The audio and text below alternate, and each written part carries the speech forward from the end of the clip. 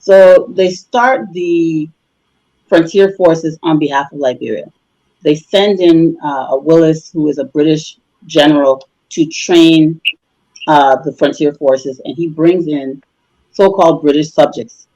These British subjects are infiltrated into the frontier forces with a lot of indigenous soldiers, many of whom are from the North and Central Territory. You got some crewmen in there. When they say crewmen, they're talking about Grebo Basa and Cloud people, those coastal southeastern, central to southeasterners.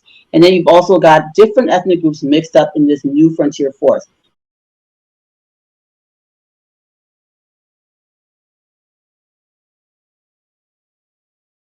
But what's really important is that he brings with him British loyalists, what they consider to be British subjects.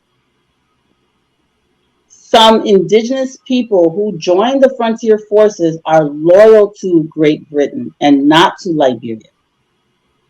So what they end up doing is they plan a coup because Barclay is being stubborn. The British now are starting to realize Barclay tricked us. He got us with this loan deal. He's smarter than we thought he was. Let's kill him. Let's kill him and let's just take over the country. And we'll make it look like it was an indigenous coup.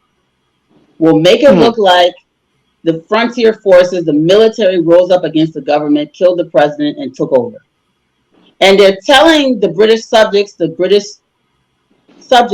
the Liberian frontier forces, that when they take over, we'll plant the British flag and we'll make you guys proxies to the British government.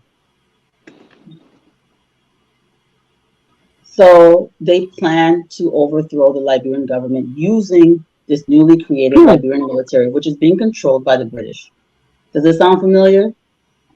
Oh, yes, it does.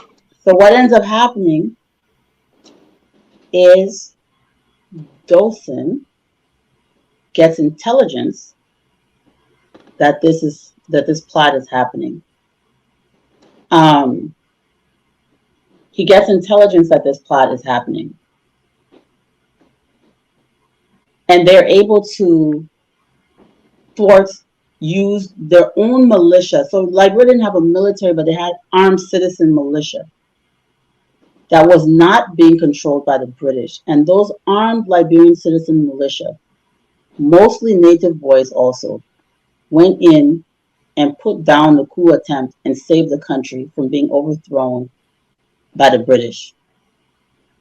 If it was not for this event and for people within the AFL tipping off the senior officials in the government, if they had not planted their own counterintelligence to watch the British while the British thought that they were so smart, Liberia would be Sierra Leone today.